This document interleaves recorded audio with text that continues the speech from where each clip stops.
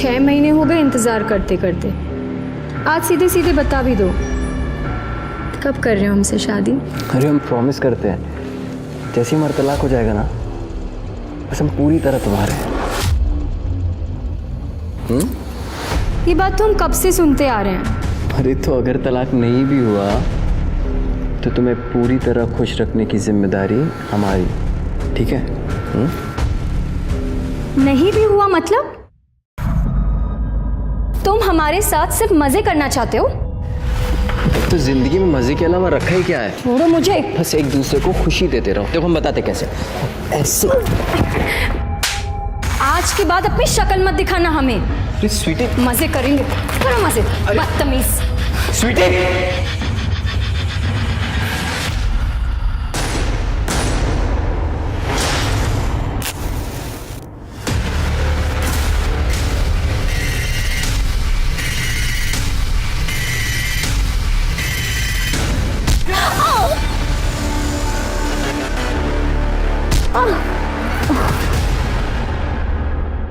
स्वार्थ और विश्वासघात, ये दोनों किसी भी रिश्ते को तोड़ने के लिए, जिंदगियां बर्बाद करने के लिए काफी होते हैं। किसी का चेहरा देखकर उसकी नीयत का पता नहीं लगाया जा सकता। कभी कभी एक बड़ा सीधा साधा सा दिखने वाला इंसान भी भयानक वारदातों को अंजाम दे सकता है, ऐसी वारदातें जिनकी हम कल्पना भी नहीं कर सकते। आज की कहानी ऐसे ही दगाबाजों और उनकी चपेट में आई मासूम जिंदगियों की है।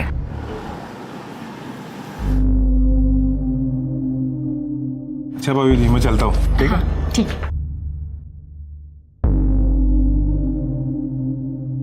उड़ा लिए गुलशन अपने बॉयफ्रेंड के साथ। इसे बहुत फट्टू है, हमें आते देखते ही भाग गया। अरे आप कैसी बातें कर रहे हैं? उसने नई गाड़ी ली है, इसलिए वो मिठाई देने आया था। अच्छा, अगर हम अभी घर नहीं आते ना तो उसके साथ कार में घूमने जाने का भी प्लान था ना? बोल।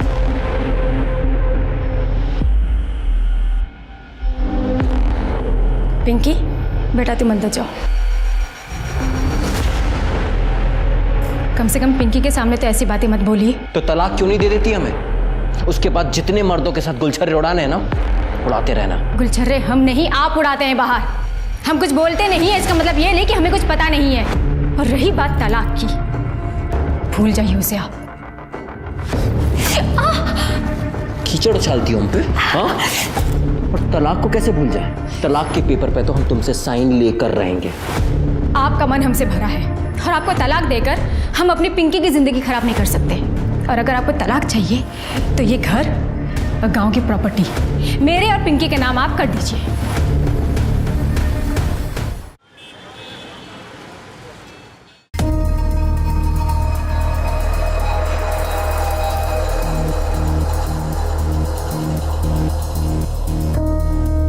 मनीषा, दीपक,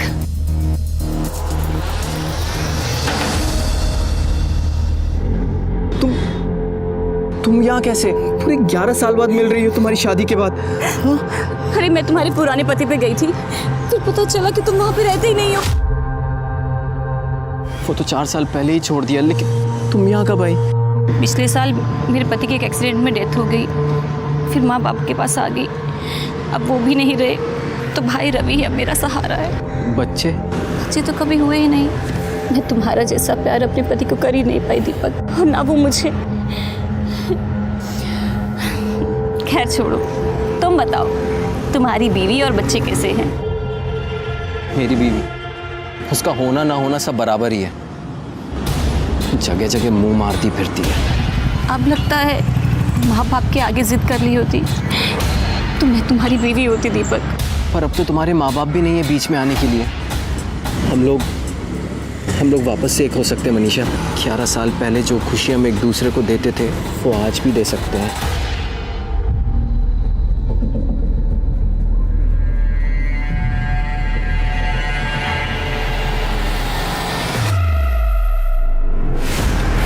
सुनिए जी आपके पति दीपक वर्मा है ना?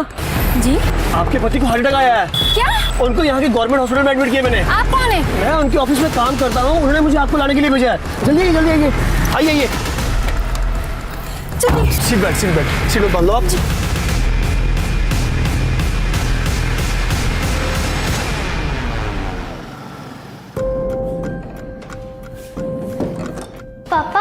हाँ माँ कहाँ है? वो कब आएंगी? कब गई थी? दोपहर में। वो फोन घर पे भूल के गई है। आने तो उसको बताता हूँ अभी। आ गई। तुम यहाँ क्या कर रही हो मनीषा?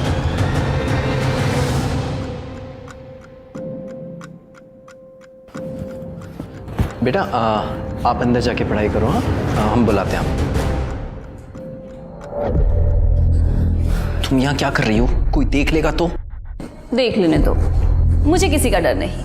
मनीषा अरे मिठाई तो लाओ। तुम ना मुंह मीठा करो। पर ये कौन है? पहचाना नहीं? ये मेरा भाई है रवि।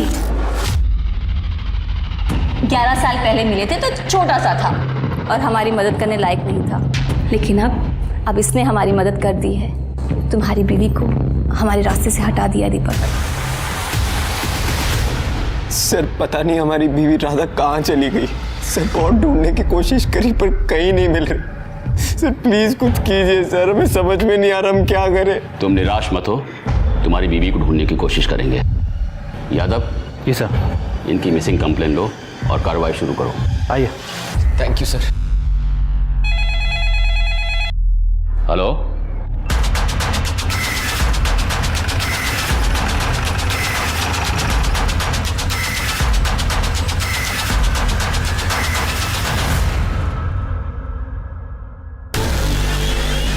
आसपास देखो कुछ मिलता है? सर बॉडी आधी जली हुई है, चेहरा भी काफ़ी बिगड़ चुका है। ऐसा लगता है किसी ने पहचान मिटाने की कोशिश की है।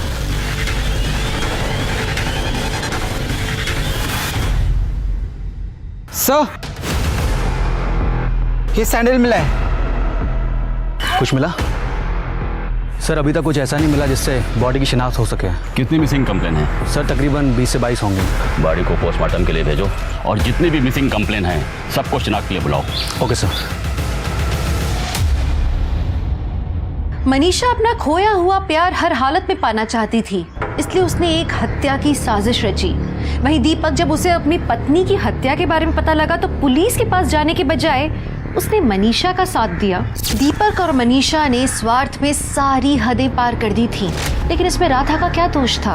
और पिंकी, वो छोटी सी बच्ची, इतनी छोटी सी उम्र में उसके सर से उसकी माँ का साया छिन गया। लेकिन ये कहानी यहीं खत्म नहीं होती।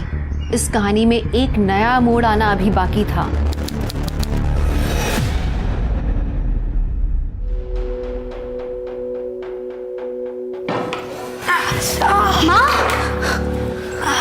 माँ कितनी बार कहा है आपको? हमें बुलाया करो ना, हम हैं ना। बताओ आपको क्या चाहिए? अरे बेटा, इस उम्र में थोड़ी थोड़ी देर में बाथरूम जाना पड़ता है। अब तुझे बार बार तकलीफ देना अच्छा नहीं लगता है। माँ आपने ऐसे कैसे सोचा? बेटी है तुम्हारी, आप हक से बोलो। जिंदगी भर हमें तो तुम्हें संभालना है। आइए आराम से। अच्छा माँ हम चलते हैं, आप ध्यान रखिए अपना। ये लो सामान की लिस्ट। आगे से खुद ही जाना सामान लाने के लिए। इतनी बड़ी लिस्ट थमा दी। प्रकाश ये बाकी के पैसे कहाँ हैं? वो तो खर्च हो गए। क्या 500 रुपये खर्च हो गए? मुझे तुम्हें सामान लेने भेजना ही नहीं चाहिए था। तुम्हें पता नहीं मेरी हालत क्या है? अरे ब्यूटी पार्लर से इतनी इनकम नहीं हो पाती है, और तुमसे ना हम कमाई की उम्मीद ही छोड़ चुके हैं। हम तो कब से कह रहे हैं इस घर को बेच देते हैं, पैसों की दिक्कत भी खत्म हो जाएगी। इतना बड़े घर का करेंगे क्या? एक छोटा सा घर ले लेते हैं और एक अच्छा सा बिजनेस स्टार्ट कर सकते हैं। अरे ऐसे कैसे बेच दे घर? ये हमारा पुश्तैनी मकान है। दादाजी और पापा ने बड़े प्यार से इस घर को बनाया है। काफी यादें जुड़ी इस घर से, हम नहीं बेच सकते ऐसे। उन यादों को अचार डालोगी क्या? माँ की तबीयत देखिए, दिन ब दिन बिगड़ती जा रही है। जहाँ भी बैठती है वहाँ पे कपड़े गंदे कर देती है। कम से कम उन पैसों से माँ के लिए एक अच्छी नर्स रख सकते हैं। प्रकाश अगर तू नौकरी कर लेना तो भी इस घर की हालत सही हो सकती है, समझा? हाँ मेरे काम करने से सब ठीक हो जाएगा, पर ये घर मत बेचना। तो फिर से शुरू हो गया, और मेरे जीते जी ये घर नहीं बिकेगा, समझे?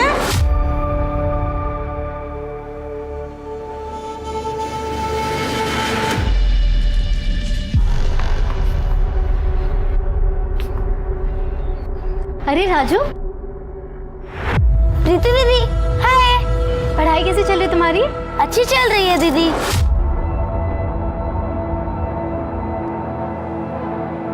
ये लो तुम्हारी चॉकलेट। थैंक यू दीदी। ए, क्या कर रहा है उधर? स्कूल नहीं जाना? चल अंदर जाओ और जाके तैयार कर। है क्या हाथ? क्या ये? चॉकलेट। कितनी बार कहा है अजनबी लोगों से कुछ मत लिया कर। समझ में नहीं आती बात एक बार नहीं? चल ना।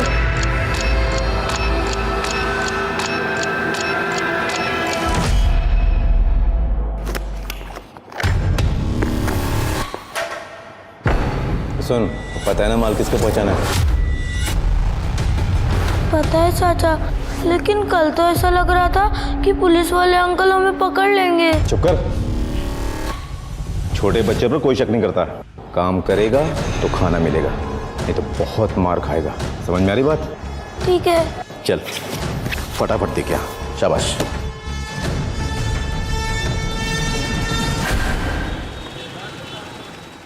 खा बेटा। अरे प्रीति, आओ बेटा आओ, तुम्हारी राह देख रहे थे। नमस्ते बुआ जी। नमस्ते बेटा। नमस्ते फूफा जी। खुश रहो बेटा। हाय विनोद भैया।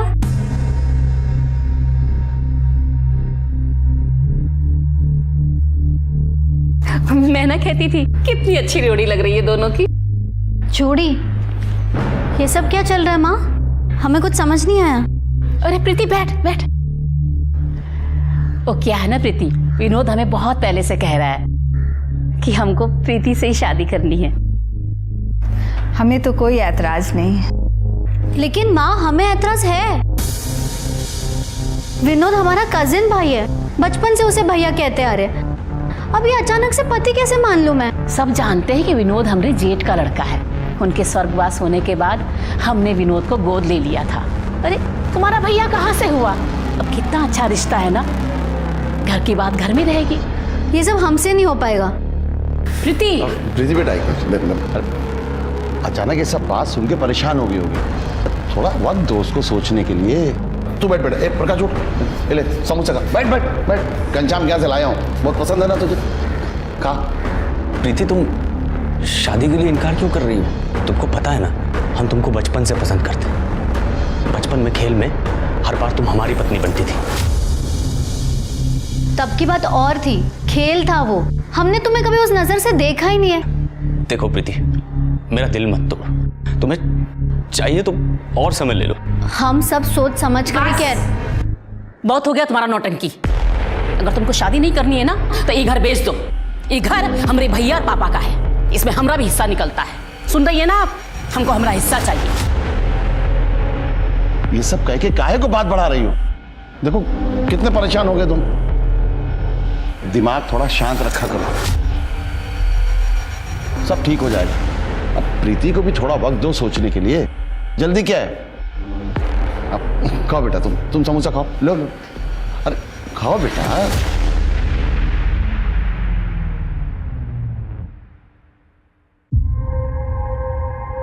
Okay, thank you.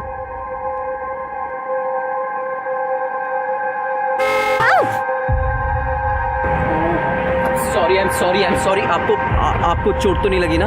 नहीं नहीं, मैं ठीक हूँ, कोई बात ये नहीं। श्योर ना? हाँ मैं ठीक हूँ। अच्छा सुनिए, मेरा एक बिजनेस है।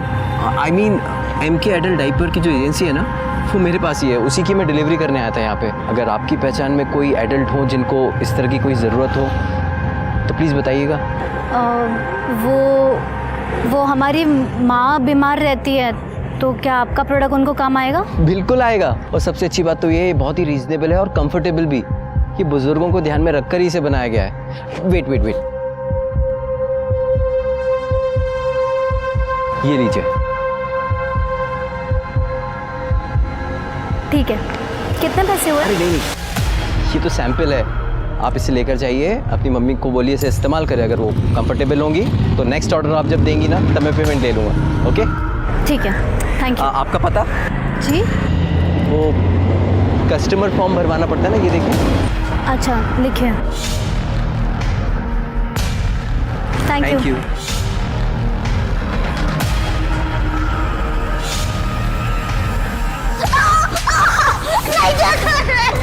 मानता मेरी बात? क्यों नहीं मानता मेरी बात?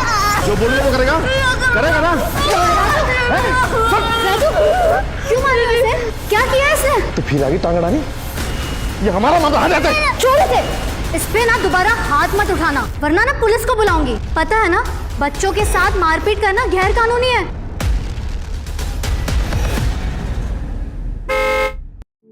प्रीति जी। ओह हाय।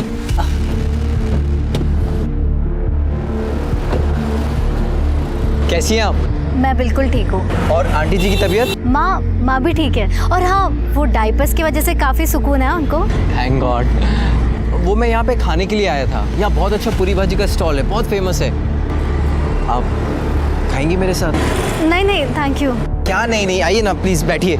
चलते। अरे प्लीज चलिए ना, वैसे भी अकेले खाने का मन नहीं होता है। प्लीज। खाओ ना, तुमको अच्छा नहीं लग रहा है क्या? नहीं काफी अच्छा है। और तुम्हारी फैमिली में कौन कौन है? माँ है और भाई है बस। पापा कुछ साल पहले गुजर गए थे। और आपकी फैमिली में कौन कौन है? मेरी जिंदगी में बताने लायक ऐसा कुछ है नहीं। माँ बाप बचपन में ही गुजर गए थे। और बीवी बच्चे? मैं तो खुद अभी बच्चा हूँ। वैसे कोई लड़की मिली ही नहीं आज तक, लेकिन हाँ, जिस दिन मिलेगी ना उस दिन डायरेक्ट शादी ही कर लूँगा। प्रीति? विनोद? कौन है तू? विनोद? चल विनोद? अरे निकल रहा हूँ ना, 1 मिनट।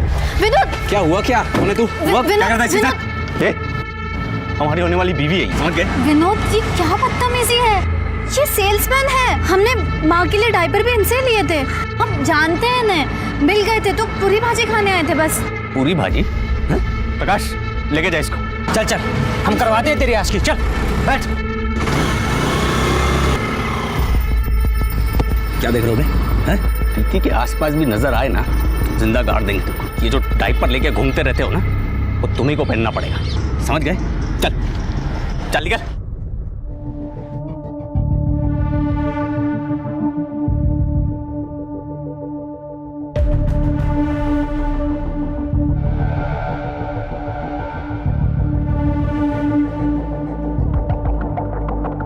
वो ब्यूटी पार्लर के बाहर इंतज़ार करने के बजाय तुम्हें फ़ोन करें तो चलेगा ना?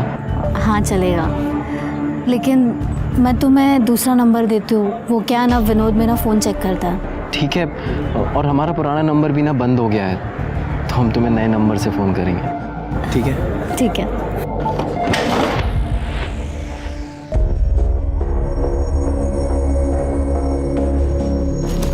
भैया दिन में ये सप्लाई का काम और रात को चौकीदारी, दो काम करके दिमाग और आ गया है। पर क्या करें, परिवार के लिए सब करना पड़ता है। चंदन फ़ोन दे जरा अपना। क्या बात, नई लौड़िया पटाई होगा? भैया मौज तो आप ही ले रहे हैं। आज ये, कल वो, परसों कोई और हैं? हाँ, वो हम मनोहर लॉज जा रहे थे क्लाइंट से मिलने के लिए। अगर तुम फ्री हो तो वहीं आ जाओ, वहीं से फिर घूमने चलेंगे।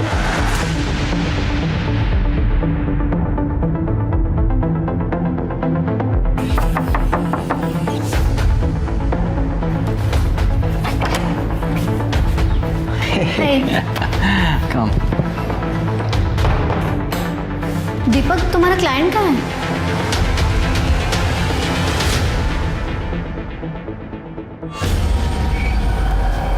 शरबत बोला था, पानी नहीं। एक काम तुझसे ठीक से नहीं होता है। आंटी वो शरबत खत्म हो गया था। चलो पैर दबाओ अब। आंटी मैं बहुत थक गई हूँ, अब मुझे भी स्कूल का होमवर्क भी करना है। कामचोर कहीं की। स्कूल का होमवर्क भी करना है।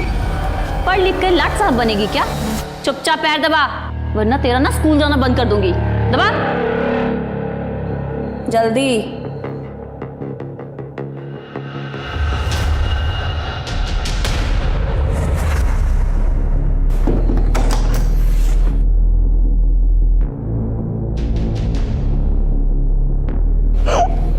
क्या हुआ? पापा, आंटी मुझसे बहुत काम करवाती है, मुझे होमवर्क भी नहीं करने देती। बेटा वो तुम्हारी माँ है, माँ की तो सेवा करनी चाहिए ना। चलो जाओ, अभी अंदर जाओ, और आगे से ना इन सब बातों के लिए मुझे परेशान मत करना, ठीक है? चलो जाओ। आज भी खाना बाहर से खाकर आए हो दीपक? अरे आज भी ज़्यादा काम था इसलिए बाहर ही खा लिया। दीपक, जब से मैं प्रेग्नेंट हुई हूँ तुम मुझे अच्छी तरह देखते भी नहीं हो। तुम्हारा कहीं बाहर चक्कर तो नहीं चल रहा है ना? कितना शक करती हो तुम? हम अभी भी सिर्फ तुमसे प्यार करते हैं, और अगर सबूत चाहिए तो चलो अंदर। अरे इस हालत में नहीं दीपक, डॉक्टर ने मना किया है। तुम्हारे ना यही नखरे पसंद नहीं है मुझे। दीपक!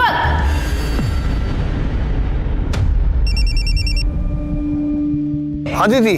रवि, हमें लग रहा है कि दीपक हमसे कुछ छुपा रहा है। शायद उसका कहीं चक्कर चल रहा है।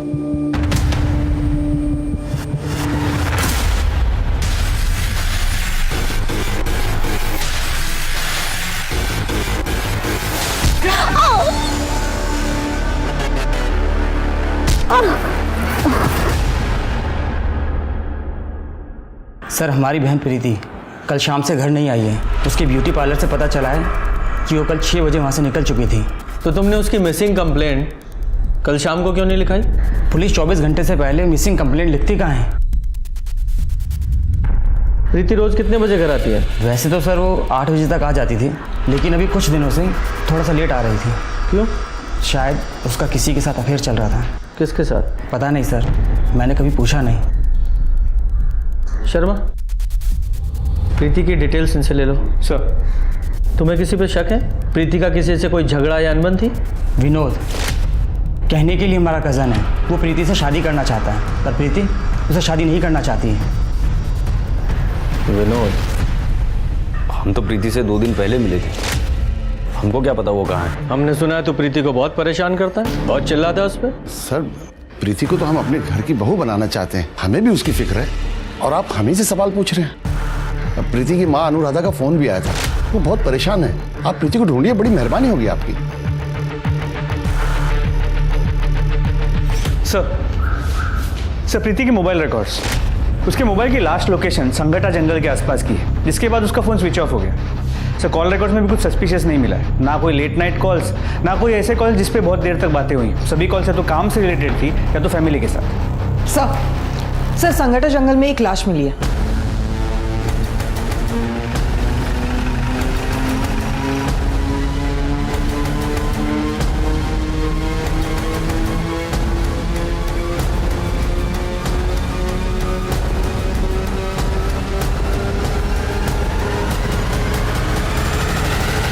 जरा चेक करो,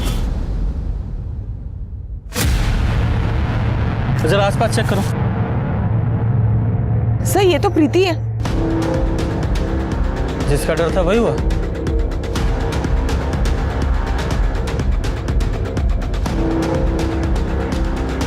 सर, इसका सिर फटा हुआ है, शायद किसी भारी चीज से वार किया गया है। सर, ये सैंडल देखिए, मतलब वो सैंडल भी प्रीति की थी, और वो यहाँ से कुछ दूरी पे मिली। सर, वहाँ से यहाँ तक घसीटे जाने का, खींचने का कोई भी निशान नहीं है, मतलब बहुत ज़्यादा चांसेस है प्रीति यहाँ भागकर पहुँची। हाँ, तो ये प्रीति यहाँ जंगल में क्यों भाग रही थी? कहीं ऐसा तो नहीं कि प्रीति का किसी ने किडनैप कर लिया हो, और बाद में जब उसका किडनैपर यहाँ उसे मारने के लिए ला रहा हो तो ये बचकर भाग निकली? किडनैपर ने उसका पीछा किया और इस स्पॉट पे आके उसे दबोच लिया और मार डाला। सर, ये मोबाइल और ये पर्स मिला है। मोबाइल को एविडेंस बैग में डालो और साइबर सेल में भेजो। सर। नहीं सर, कुछ नहीं है। गुप्ता, बॉडी को पोस्टमार्टम के लिए भेजो। सर।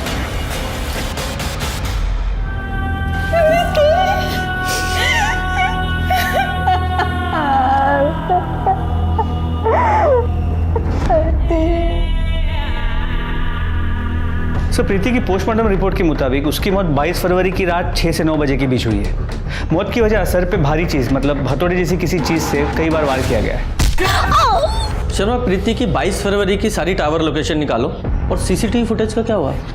सर, जंगल के आसपास तो कोई सीसीटीवी कैमरा नहीं मिला। प्रीति के घर के आसपास कुछ कैमरास मिले हैं, एक टीम उसकी फुटेजेस को खंगाल रही है। सर, हमने प्रीति की ब्यूटी पार्लर क्रॉस चेक किया, लेकिन प्रीति अपने पार्लर से करीब 6 बजे के आसपास निकल गई थी। फिर वो संगठा के जंगल में कैसे पहुंची?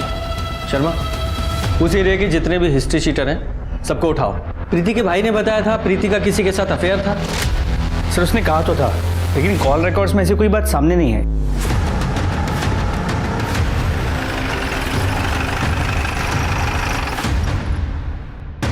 सर माँ, घर की तलाशी लो।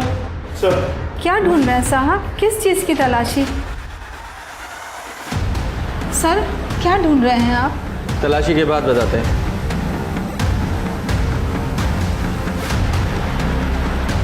सर ये फ़ोन मिला। ये फ़ोन किसका है? ये तो प्रीति का ही फ़ोन है, पर सर वो इसे इस्तेमाल नहीं करती थी।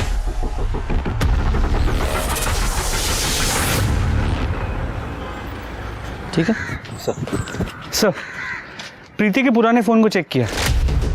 पिछले 1 महीने से वो सिर्फ एक नंबर से बात कर रही थी। सर वो नंबर किसी चंदन मिश्रा के नाम पे रजिस्टर्ड है। उठा के लाओ उस चंदन मिश्रा को। सर हमने कुछ नहीं किया है। साहब उस दीपक सिन्हा का अफेयर चालू था प्रीति के साथ। उससे बात करने के लिए वो हमारा फ़ोन इस्तेमाल करता था। कभी कभी तो खुद ही जेब से निकाल लेता था साहब। पुरानी जान पहचान थी तो हमने मना भी नहीं किया। इसके अलावा हम कुछ नहीं जानते साहब। हमने कुछ नहीं किया साहब। कुछ अच्छी कहानी है। कहानी नहीं है साहब। ये देखिए साहब, ये है दीपक सिन्हा। शर्मा, इस दीपक सिन्हा की पूरी डिटेल्स निकालो।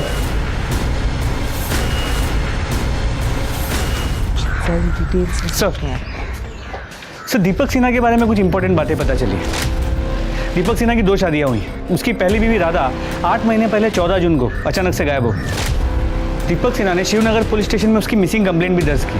लेकिन सर ताज्जुब की बात यह है कि राधा के गायब होने के 1 महीने के अंदर दीपक ने दूसरी शादी कर ली, मनीषा के साथ। इंटरेस्टिंग। सर अभी दीपक मनीषा और अपनी पहली बीवी से हुई बेटी पिंकी, उनके साथ शिवनगर में ही रहता है। शर्मा, शिवनगर पुलिस स्टेशन में जाके पता करो कि राधा मिसिंग केस का क्या हुआ।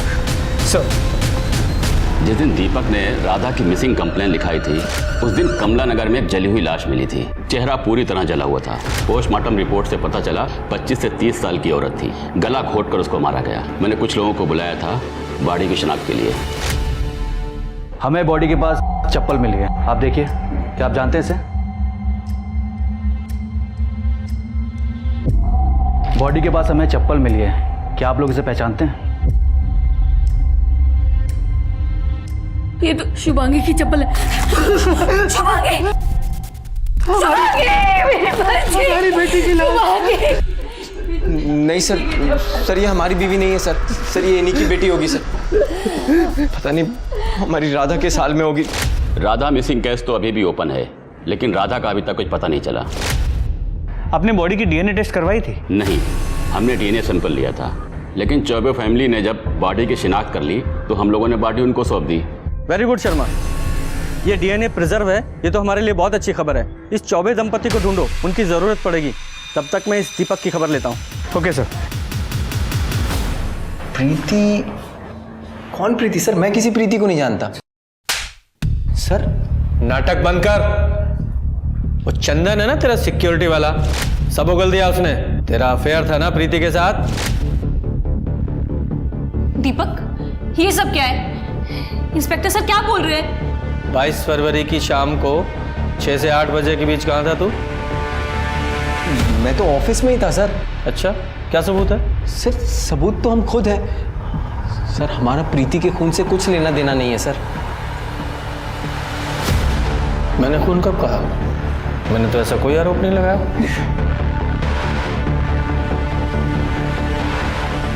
तुम्हारी बेटी? जी सर। जब तक प्रीति के कातिल नहीं पकड़े जाते शहर छोड़ के मत जाना।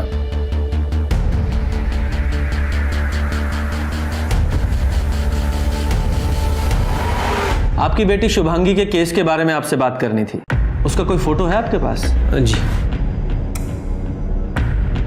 सर, हम बहुत परेशान थे। हमने उस चप्पल को देखकर उस जली हुई लाश को अपनी बेटी मान लिया था। लेकिन सर, हमें लगता है कि हमारी बेटी आज भी जिंदा है। ऐसा क्यों लगता है आपको?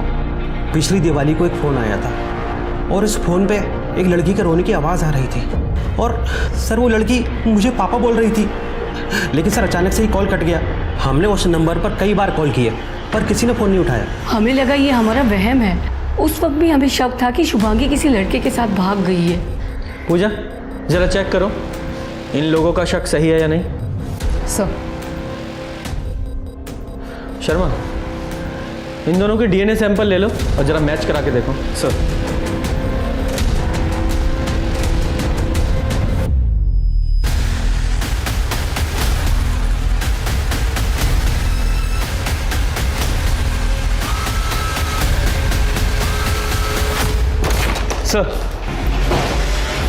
सर, मेडिकल रिपोर्ट, जली हुई बॉडी शुभांगी चौबे की नहीं है।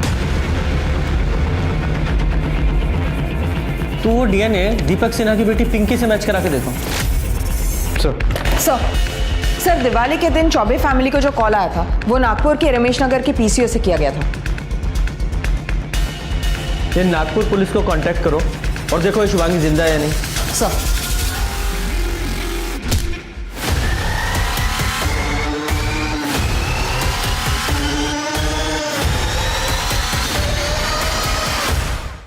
लीजिए भाभी, खाना खा लीजिए।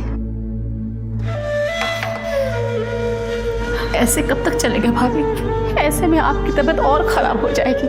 खा लीजिए। अब भगवान की इच्छा के आगे किसका जोर चला है भाभी जी। हम भी तो प्रीति को अपने घर की बहू बनाने का सपना देख रहे थे, सब मिट्टी में मिल गया। जिसने भी ये किया है भगवान माफ नहीं करेगा उसको। जाने वाले के साथ मरा तो नहीं जाता ना। हम है, प्रकाश है, हम सब आपका ख्याल रखेंगे। वैसे प्रकाश है कहाँ? हाँ ठीक है, जाओ जरा आसपास चेक करो, बॉडी चेक करो।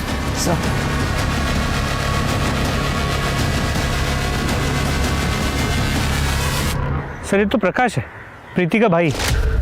एक ही परिवार के दो लोगों का खून होना ये कोई इत्तेफाक नहीं हो सकता। जरूर इसके पीछे कोई गहरी साजिश है। सर, इसके सिर पे भी वार किया गया है। घाव गहरा नहीं है, लेकिन ये चद्दर पे खून के निशान है। और सर, ये गले पे रस्सी के निशान है। ये देखकर लग नहीं रहा है ये क्राइम सीन है। लगता बॉडी को यहाँ लाकर डंप किया गया है। सर, ये चद्दर पे से बाल मिला है। इसे लैब में भेजो सर। और चादर को भी लैब में भेजो और बॉडी को पोस्टमार्टम के लिए भेजो। सर।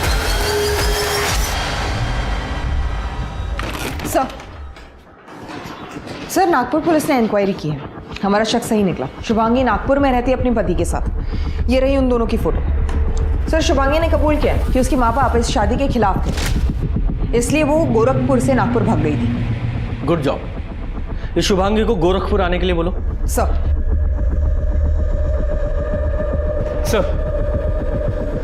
कुछ जली हुई बॉडी का डीएनए दीपक की बेटी पिंकी के डीएनए से 50% मैच करता है। वो बॉडी राधा की ही थी। सर, एक और सस्पिशियस बात पता चली। दीपक और उसकी दूसरी बीवी मनीषा बहुत पुराने आशिक हैं। और मनीषा का भाई रवि हिस्ट्री शीटर है, मारपीट के केस में अंदर जा चुका है। ये दीपक सिन्हा ने अपनी पत्नी राधा की मिसिंग कंप्लेंट 14 जून 2019 को दर्ज की थी ना? जी सर। ये मनीषा और उसके भाई रवि की 14 जून 2019 की डिटेल्स निकालो। चल बैठ यहाँ। मैम, आपको कोई गलतफहमी हुई है। मैं प्रेग्नेंट हूँ और इस हालत में मैं किसी का खून कैसे कर सकती हूँ? और वैसे भी उस दिन तो मैं डॉक्टर के पास गई थी। चुप, एकदम चुप रहे। 8 महीने पहले शिवनगर पुलिस को जिस औरत की जली हुई लाश मिली थी वो तेरी बीवी राधा की थी और ये बात साबित हो चुकी है। तू बताएगा या तेरे हलक से निकलवाऊं? साहब, हमने नहीं मारा उसको। साहब, इसने मारा है उसको। साहब झूठ बोल रहा है। साहब, मैंने किसी को नहीं मारा साहब। 14 जून जिस दिन राधा का मर्डर हुआ, तेरे मोबाइल के टॉवर की लोकेशन उसी एरिया की थी जहां में उस औरत की जली हुई बॉडी मिली थी। पूरी इन्फॉर्मेशन है हमारे पास। साहब, हमने कहा था ना साहब, यही खूनी है साहब। साले कमीने, तेरे लिए किया मैंने सब कुछ। ये हमारे लिए क्या, अपनी बहन के लिए क्या? हमने कहा था राधा को मारने के लिए। मेरी बहन के लिए लगा तू। से बीच में अब ये भी बताओ कि प्रीति और प्रकाश को क्यों मारा? साहब, हम तो प्रीति से प्यार करते थे, हम क्यों मारेंगे उसको? साहब, इसने ही मारा है साहब प्रीति को भी। अच्छा, प्यार करता था तू? पहली बीवी को मारकर दूसरी शादी की और दूसरी बीवी के होते हुए तीसरी लड़की के पीछे पड़ा था तू। अगर तू प्रीति की जिंदगी में नहीं आता तो ये उसे नहीं मारता, जिंदा होती वो आज। साहब मैंने सिर्फ राधा को मारा साहब। आपके पति दीपक वर्मा है ना जी? आपके पति को हार्ट अटैक आया है।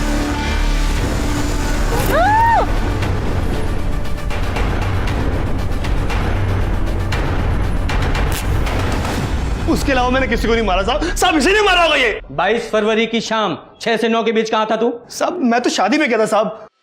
और तू कहाँ था? हम ऑफिस में थे साहब। शर्मा जरा पता लगाओ कितना सच बोल रहे हैं दोनों। और गुप्ता जरा अच्छे से खातिरदारी करो इनकी। नहीं साहब, नहीं साहब, साहब हमने कुछ नहीं किया साहब। जाने दो साहब। प्रीति से नहीं साहब आराम। सर शुभांगी को शिवनगर पुलिस स्टेशन में स्टेटमेंट देने के लिए भेजा और ये प्रकाश की पोस्टमार्टम रिपोर्ट। सर रिपोर्ट के हिसाब से उसकी मौत गला दबाने की वजह से हुई थी, लेकिन मौत से पहले उसके सिर पे किसी भारी चीज से वार किया गया था। सर प्रकाश के चद्दर पर उसके अलावा और किसी के भी हेयर सैंपल्स मिले। सर आनंद नगर में जो सीसीटीवी कैमरास मिले थे उनमें से 2 कैमरा की फुटेज में कुछ ऐसा मिला है जो काफ़ी सस्पिशियस है। दिखाओ। सर ये देखिए, प्रीति इस कैमरा के सामने से करीब 6:35 पे गुजर रही है और इस कैमरा के सामने वो करीब 7 बजे पहुंच रही है। मतलब सर उसे 25 मिनट लगे, लेकिन जब हमने इसके पहले के दिनों की फुटेज को कंपेयर किया तो ये डिस्टेंस कवर करने के लिए वो सिर्फ 10 मिनट ले रही थी। मतलब 15 मिनट के लिए ये प्रीति कहीं रुकी थी। लेकिन सर उस रास्ते पे सिर्फ एक बंद घर है, वो वहाँ क्या करने गई? अब ये तो पता लगाना पड़ेगा।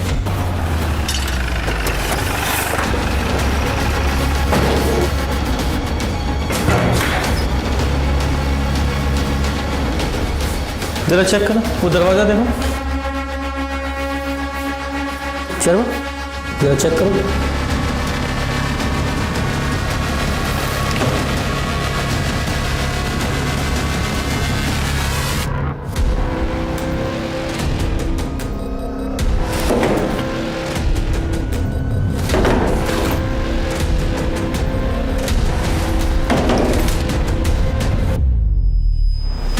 Raju Singh, 6th division, room number 105, Shankar road, Anand नगर।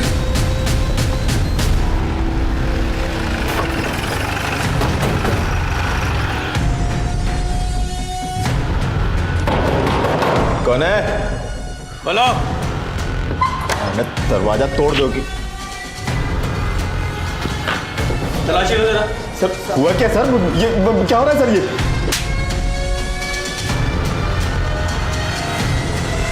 सर मैं इज्जतदार आदमी हूँ, आप ऐसा कर नहीं सकते। इज्जतदार आदमी है तू?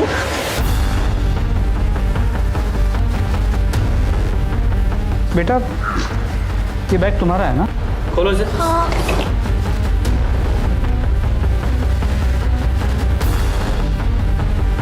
तुम्हारे बैग में ये कट्टा कहाँ से आया? बताना कहाँ से आया? कट्टे स्मगल करने के लिए बच्चे का इस्तेमाल करता है तू? हाँ? नहीं सर। बोल बोल। सर ये देखिए क्या मिला। इज्जतदार आदमी है तू? ये है तेरी इज्जत? बेटा जरा 22 तारीख को प्रीति दीदी से मिले थे? 22 तारीख को प्रीति दीदी से मिले थे? अरे राजू, इस समय स्कूल के कपड़े में और ये स्कूल बैग लेकर कहाँ जा रहा है? अरे भाग क्यों रहा है? तेरा बैग क्यों इतना भारी है? क्या है इसमें? ये कट्टा ये तेरे पास कैसे आया? तेरे चाचू ने दिया ना तुझे ये? हाँ। आज तो मैं उसका बंदोबस्त करके रहूंगी, उसे जेल भिजवाऊंगी। चाचा प्रीति दीदी को पसंद नहीं करते थे और प्रीति दीदी को गालियां देते थे। प्रीति के पुलिस में कंप्लेंट करने से पहले मार दिया उसको तूने? अरे साहब मैं उस दिन उससे मिला ही नहीं, मैं पूरा दिन अपने घर में था। पता ना तेरा चाचा कहाँ था? वो क्या बताएगा? तू कितना सच बोल रहा है सब पता चल जाएगा। थाने चल के तेरे हलक में से उगलवाएंगे। लेके चलो इसे। हेलो, ठीक है हम देखते हैं। सर मुन्ना खबरी का फ़ोन था। आनंद नगर के मनोहर लॉज में हर कमरे में कैमरा लगे हुए हैं, वहाँ कपल्स आते तो उनकी रिकॉर्डिंग की जाए।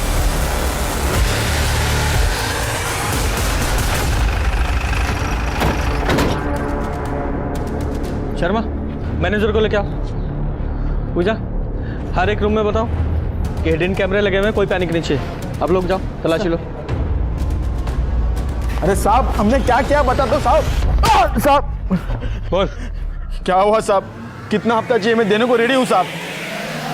पैसा देगा तू? साहब बहुत पैसा है तेरे पास? बट मैंने किया क्या है साहब?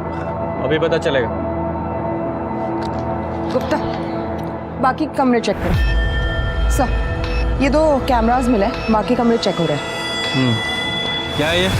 बोल साहब, बोल वरना मार मार के टमाटर की तरह तुझे लाल कर दूंगा। बताता हूँ साहब, हम तो सिर्फ यहाँ पे काम करते हैं साहब।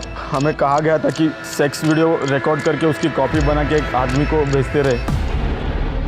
वो आदमी हमें उस सेक्स वीडियो के बदले अच्छे पैसे देता है साहब। कौन है वो आदमी? कौन है वो आदमी?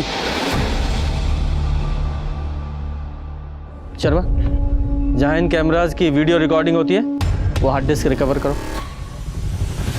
सर, मनोहर लॉज से जो हार्ड ड्राइव बरामद हुए थे उनमें कई सारे सेक्स वीडियोस मिले। सर, उनमें से एक सेक्स वीडियो में प्रीति भी है। प्रीति? सर, ये देखिए।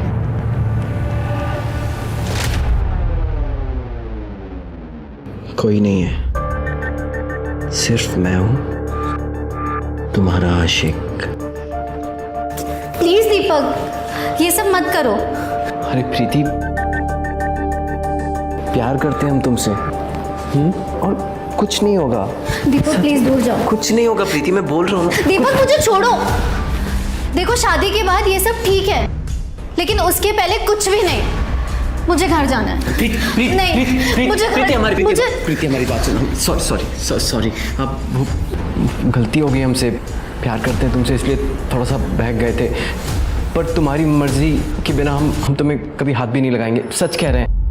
और जल्दी हम तुम्हारे घर आएंगे शादी की बात करने। सच? हाँ, प्रॉमिस।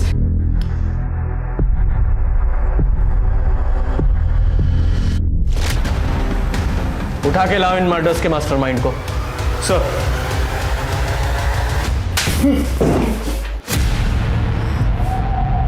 सीधे सीधे सच्चाई बताओगे या और मार खाओगे? बता रहे हैं। उस लॉज से हमने जब नए वीडियो का स्टॉक मंगाया तो उसमें हमको प्रीति भी दिखी। हमारा माथा घूम गया, इसलिए घर जाते वक्त प्रीति को हमने बात करने के बहाने गाड़ी में बैठाया और जंगल के पास लेकर गए। ये सब काम करती हो तुम? होटल में जाके रंगरलियां मनाती हो, कल को रास्ते में खड़े होकर धंधा करोगे?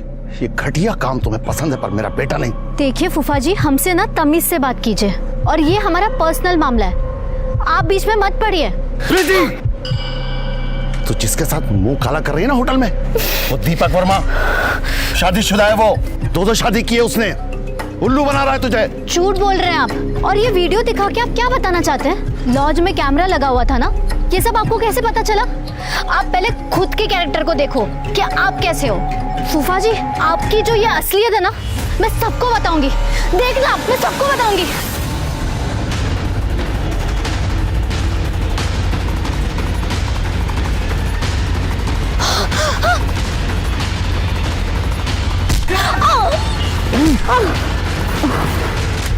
ये बात हमने अपनी बीवी को बता दी। पहले तो ये हम पे बहुत गुस्सा हुई, फिर इसको बदनामी का डर लगा तो। सुनो जी, हमको ना इस शहर छोड़कर चले जाना चाहिए। अरे पुलिस वाला बहुत होशियार होते हैं, अगर उनको पता चल गया कि प्रीति का खून आपने किया है तो जिंदगी भर जेल में सड़ोगे फिर। कितनी बार तुमसे कहा है कि ये बातें मुंह से मत निकाला करो। हमने मारा प्रीति को। देखो देखो देखो प्रकाश, पुलिस के पास जाएंगे और सब कुछ सच सच बता देंगे। हमारी बात सुनो ना प्रकाश, हम समझा रहे ना तुमको क्या हुआ था।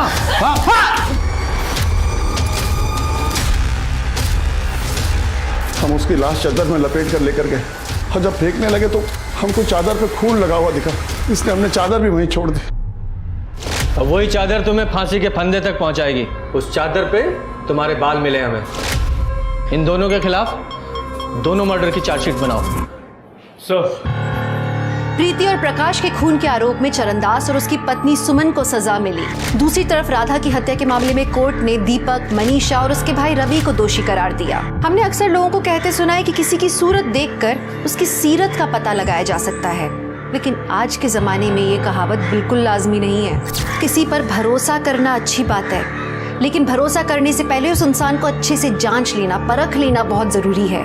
सतर्क रहकर ही ऐसे दगाबाजों से हम खुद को बचा सकते हैं। तो अब मैं दिव्यांका त्रिपाठी दही आपसे लेती हूँ विदा। फिर मिलूंगी नई और सच्ची कहानियों के साथ। आप देखते रहिए क्राइम पेट्रोल सतर्क। जय हिंद।